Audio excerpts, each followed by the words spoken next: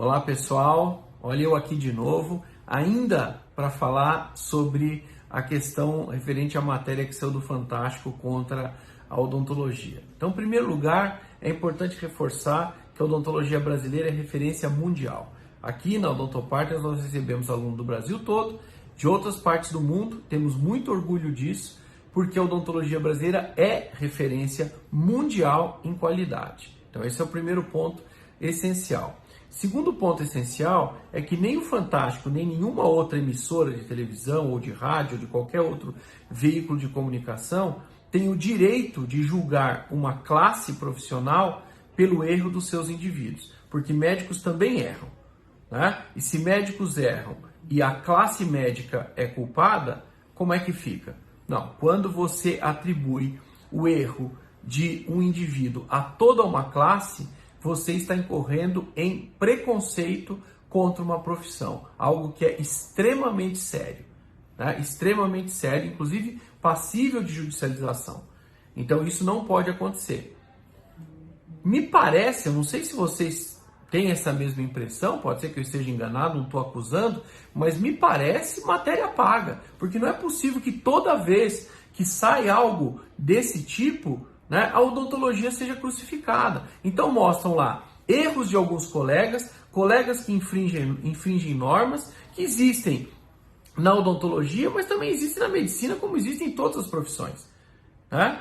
Então coloca-se isso e aí algumas entidades médicas batem em cima disso como se isso fosse um problema da nossa profissão, como se fosse uma ingerência da nossa autarquia federal, e o que não é verdade, porque o Conselho Federal de Odontologia sempre regulamentou o exercício da harmonização orofacial e sempre fiscalizou através dos conselhos regionais o exercício profissional. Agora, claro, né, apesar de tudo isso, algumas pessoas insistem em fazer aquilo que é errado, mas se formos pegar, né, comparativamente, veremos que são a mínima, eles representam a mínima parte da classe profissional e a mínima parte da harmonização orofacial.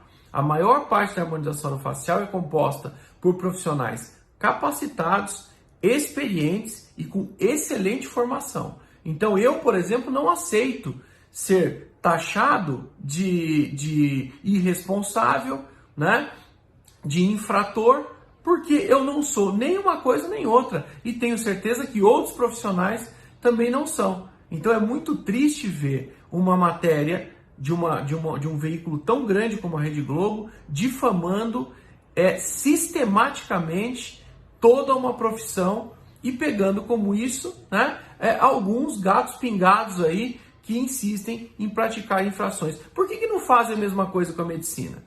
Eu imagino se o Dr. Bumbum, lá o tal Dr. Bumbum, fosse cirurgião dentista.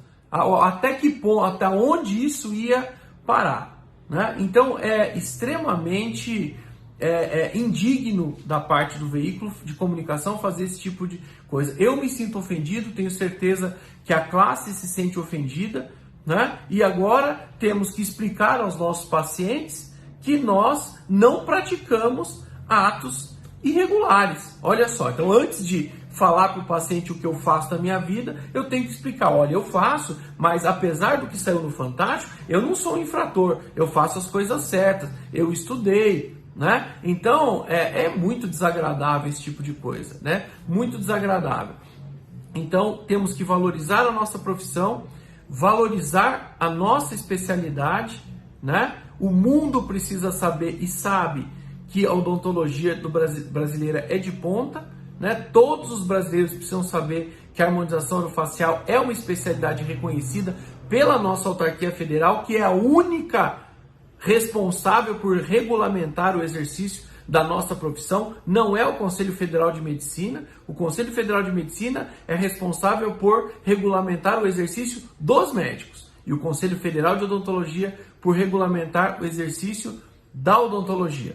Então, não tem que entidades médicas ficarem dando pitaco em cima de como o Conselho Federal de Odontologia deve regulamentar a nossa profissão. E também dizer a nós todos da classe, principalmente as pessoas que trabalham com harmonização orofacial e ensinam harmonização orofacial, que nós não devemos ficar levantando a bola, né, de colegas que agem à margem das normas, porque aqui nós sempre trabalhamos dentro das normas. Então, profissionais que agem à margem das normas, a gente não deve ficar enaltecendo, não deve abrir espaço para essas pessoas, porque são profissionais que não estão, não aceitam trabalhar dentro daquilo que é lícito, né, que é legítimo, né? E parece criança mimada, sabe a criança que não aceita o não do pai? Então o Conselho Federal diz um não, ele se revolta